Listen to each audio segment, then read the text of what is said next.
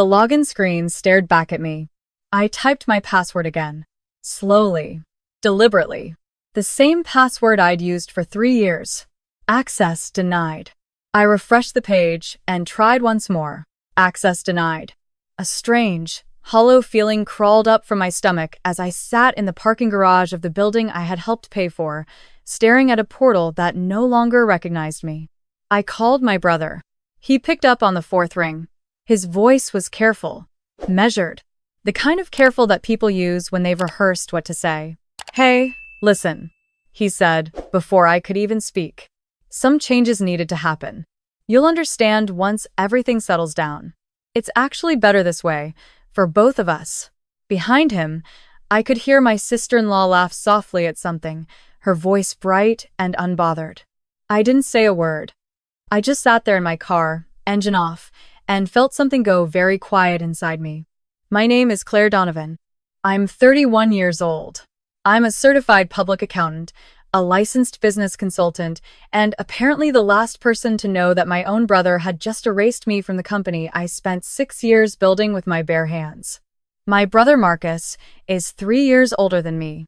When our parents died within 18 months of each other, first our father from a stroke, then our mother from what the doctors called heart failure, but what I've always believed was grief we were all each other had.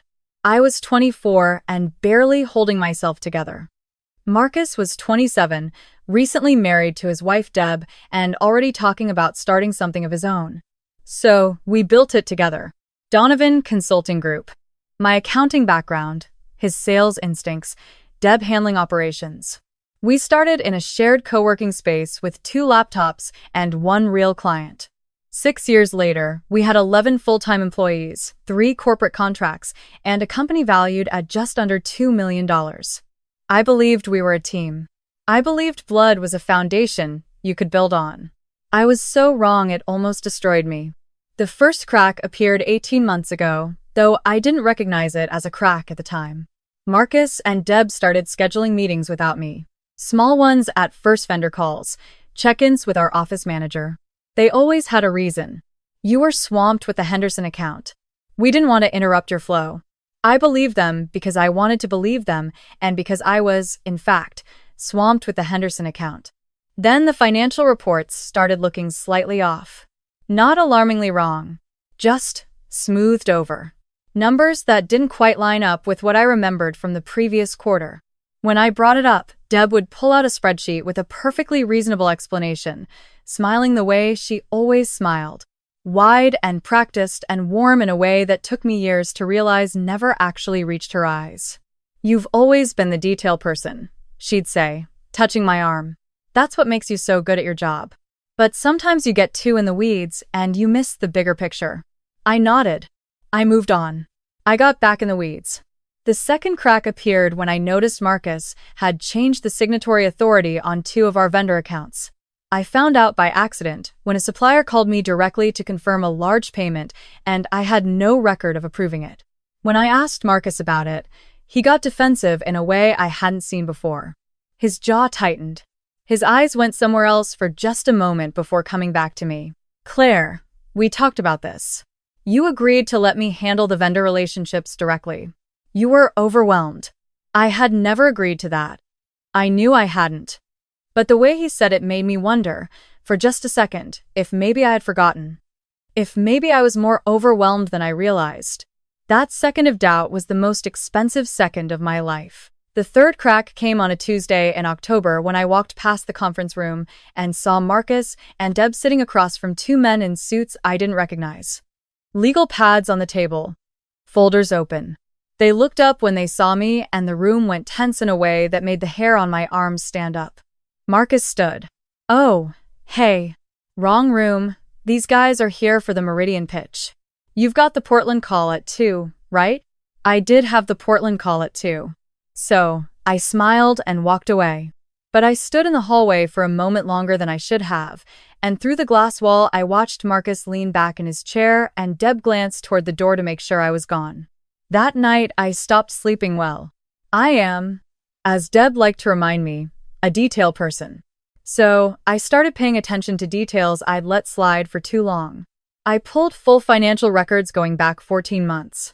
I cross-referenced vendor payments against approved purchase orders.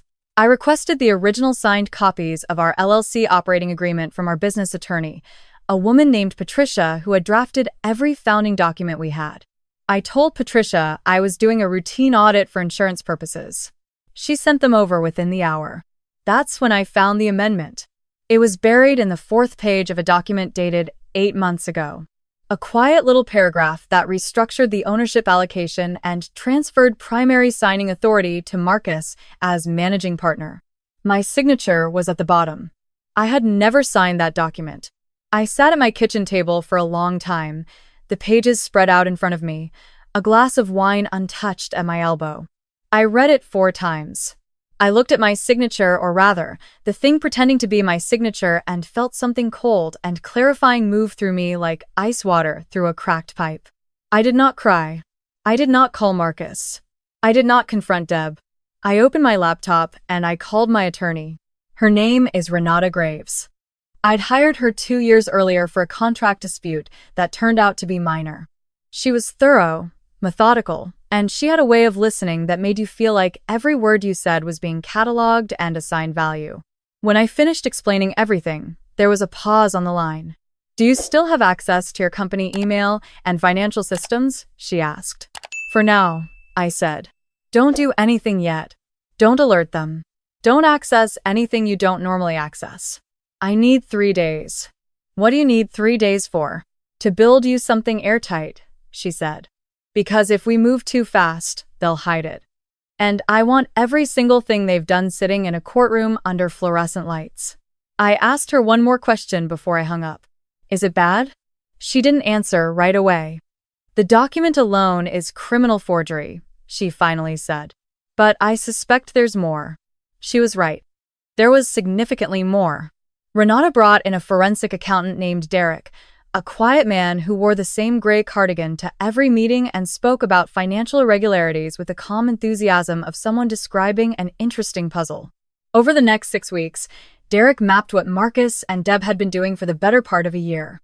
It was methodical, patient, the kind of theft that doesn't look like theft if no one's looking carefully enough.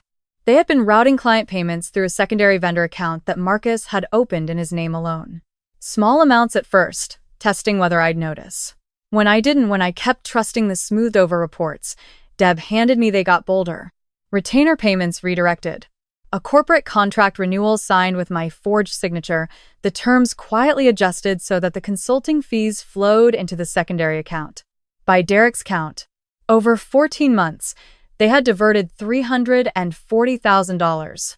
$340,000 that belonged to both of us. That belonged to 6 years of 60-hour weeks and missed weekends and the particular exhaustion of building something real from nothing. Renata also found what the 2 men in suits had been doing in our conference room that Tuesday in October. They were acquisition advisors.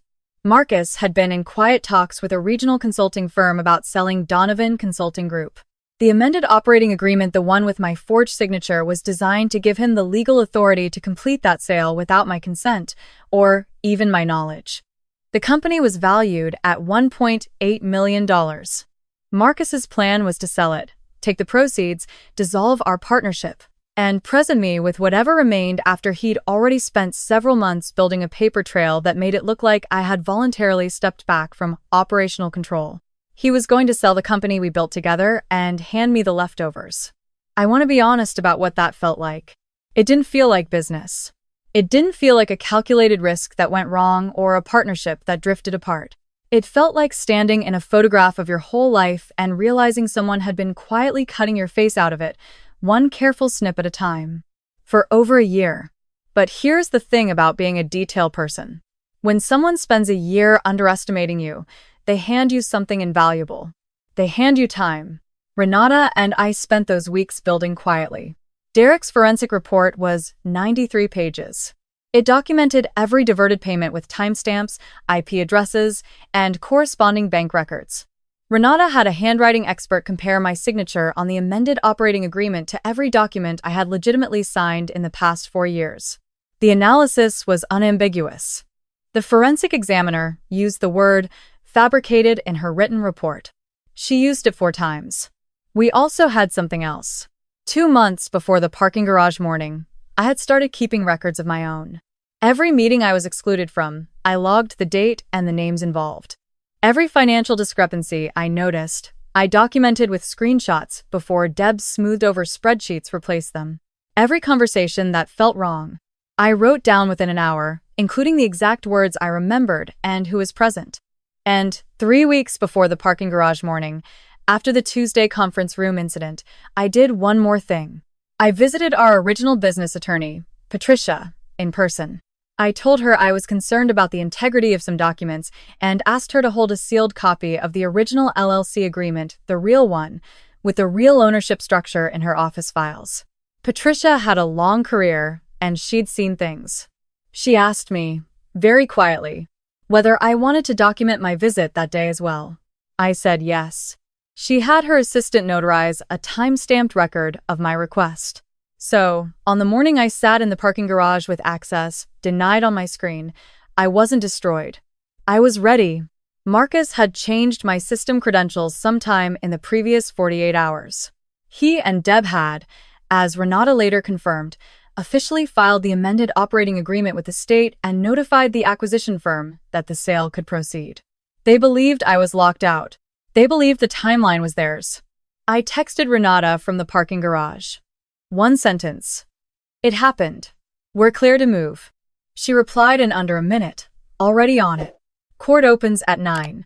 I drove to a coffee shop 2 blocks away, ordered a large black coffee I didn't drink, and sat at a corner table while my attorney filed an emergency injunction to halt the acquisition, a fraud complaint with the state attorney general's office, and a civil suit for financial damages, forgery, and breach of fiduciary duty. Our forensic accountant submitted his 93-page report as an exhibit. Then I went home and I waited. I stayed in my apartment for the next 3 days. Marcus called twice the first day, both times leaving voicemails that started with the same tone, that careful, rehearsed calm from the parking garage morning, and then slowly unraveled into something tighter. The second message ended with him saying, "Claire, whatever you think you know, we need to talk about this as a family before you do something you can't take back." I listened to both messages and saved them to a folder labeled Evidence Voicemail. Deb texted once. A single line, "I hope we can get past this and remember what really matters." I did not respond. On the 4th day, I got dressed in the clothes I'd laid out the night before, a dark blazer, pressed slacks, the kind of outfit you wear when you want to feel exact, and I drove to the office. I had a key card that still worked. Marcus had revoked my system credentials, but he hadn't thought to deactivate my physical access badge. That small oversight was very on-brand for how he'd run his side of the business. Strong on vision, weak on details. I walked in at 8:45 in the morning. The office was mostly empty. Our operations coordinator, Teresa, looked up from her desk with wide eyes when she saw me. I gave her the calmest smile I had. "Morning, Teresa. Is my brother in?" "Yes, he and Deb are in the main conference room." "Claire," she stopped. She looked uncomfortable in a way that told me she'd been told something about me, something designed to keep her from asking questions. "It's okay," I said. "I'll find them." I walked down the hall. Through the glass wall of the conference room, I could see Marcus and Deb sitting with the 2 acquisition advisors again, and a man I didn't recognize who I later learned was the buyer's attorney. Deb was laughing. Marcus had his arm across the back of his chair, relaxed, confident. The body language of a man who believes the hard part is over. I pushed open the door.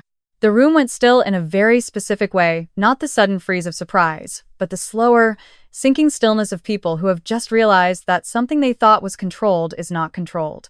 "Claire." Marcus stood. "This isn't a good time." "I know," I said. I sat down in the open chair at the head of the table.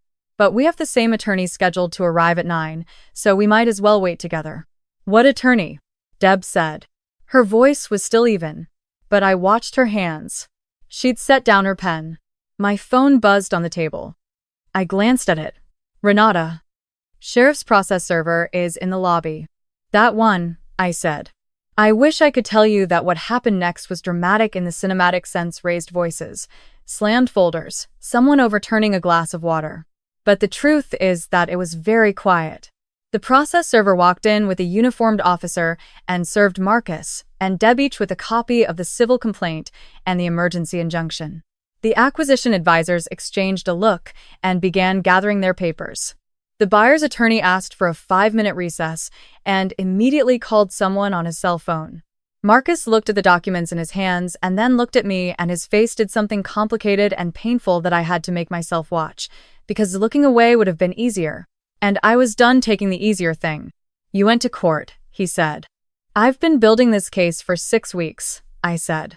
"I have the forensic accounting report, the handwriting analysis, the original operating agreement Patricia has been holding, and 3 months of documented irregularities. Derek is very thorough. You'd like his work." Deb looked at me with an expression I had never seen on her face before. All the practiced warmth was gone. What was underneath it wasn't anger exactly. It was something colder and more specific. "You are going to let us sell it," she said, as if she were only now understanding the shape of what had happened. "You are waiting for us to commit completely." "I was waiting for the acquisition filing," I said, "which is the point at which the forged signature becomes fraud in connection with a commercial transaction, which carries different sentencing parameters than basic forgery." Marcus set the documents down very carefully. "Claire." His voice had changed. The rehearsed calm was completely gone. What was left was just his voice, the one I'd known my entire life. "I was going to give you your share." "Which share?" I asked. "The share defined by the original agreement, or the share defined by the document with my forged signature on it?" He didn't answer. "Marcus." I leaned forward slightly. "You redirected $340,000. You forged my signature twice. You were preparing to sell our company for $1.8 million with legal documentation that erased my ownership. And you did all of this while calling me every Sunday and asking how I was doing." The silence in the room was total. Deb reached for her phone and Marcus put his hand over hers, gently, the way you stop someone from doing something that will only make things worse. He'd always been good at reading rooms. It was one of the things that made him a good salesman and, it turned out, a moderately effective thief. "We need to get our attorney on the phone," she said quietly. "Yes," I said. "You do." I stood, straightened my jacket, and walked out of the conference room. Teresa was standing near her desk, pretending not to have seen anything, which meant she had seen everything. I stopped in front of her. "The injunction means the acquisition is halted effective today," I said. "The company operations continue normally. Your job is not affected. If anyone asks you to take any action regarding financial accounts or document access, please do not do that, and please let me know." Teresa nodded. She looked like she might cry. "I didn't know," she said. "I know you didn't," I said. "That's why your job is not affected." The civil case took 4 months. I won't pretend it was painless. There's a particular kind of grief that comes with suing your own brother, with sitting across a conference table from someone you shared a childhood with and watching lawyers parse the meaning of your relationship in hourly billing increments. Marcus hired a good attorney who tried several angles. They argued that the amended agreement reflected conversations we'd had verbally, even if I hadn't formally signed it.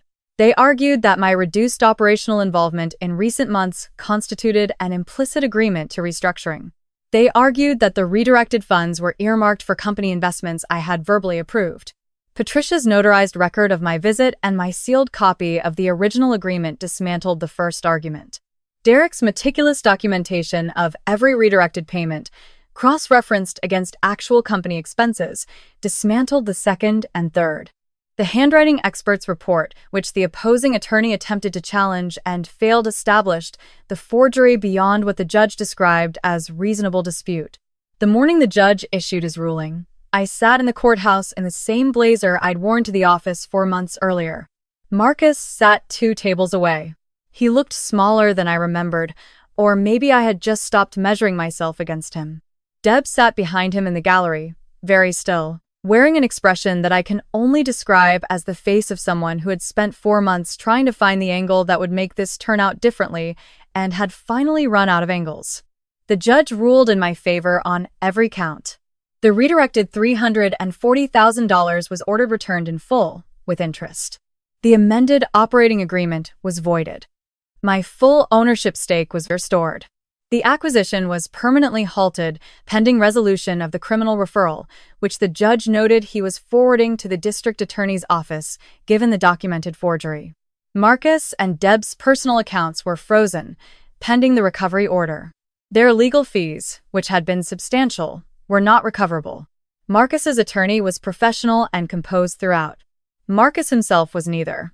When the judge finished reading the ruling, my brother put his elbows on the table and dropped his face into his hands, and I watched his shoulders move with something that might have been crying and chose to look at the courtroom wall instead.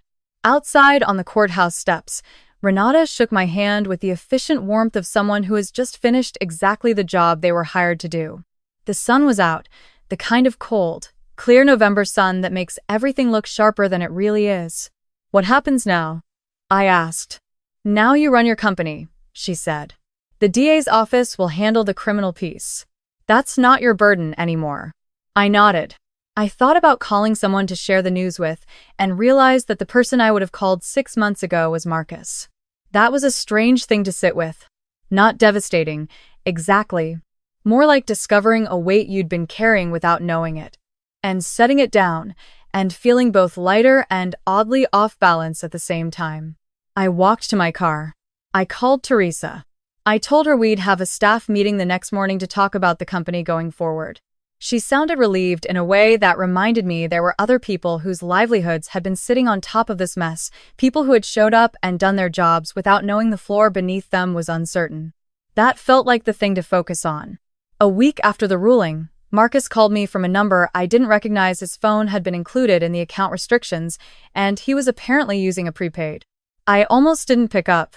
I sat there watching the unknown number blink on my screen and thought about all the ways that conversation could go, all the ways it could be used against me or used against him, all the reasons my attorney would probably tell me not to answer. I answered anyway. Not because I had forgiven him. I want to be honest about that. I hadn't, and I'm not sure the kind of forgiveness people describe in self-help books is something I'm capable of when it comes to what he did. But because he was still my brother, and because we were orphans together before we were business partners, and because I needed to hear his voice say it plainly, without attorneys in the room. "I'm sorry," he said. He didn't say anything else for a moment. "I know," I said. And then, because I needed him to understand something clearly, "That's not enough." "But I know." Another silence. Then, "Deb pushed for most of it. I want you to know that." "I know she pushed for it," I said. "I also know you went along with it. For over a year." He didn't deny it. We stayed on the line for a moment longer without speaking, two people who had once held each other together after our parents died, standing on either side of something that couldn't be unsaid or undone.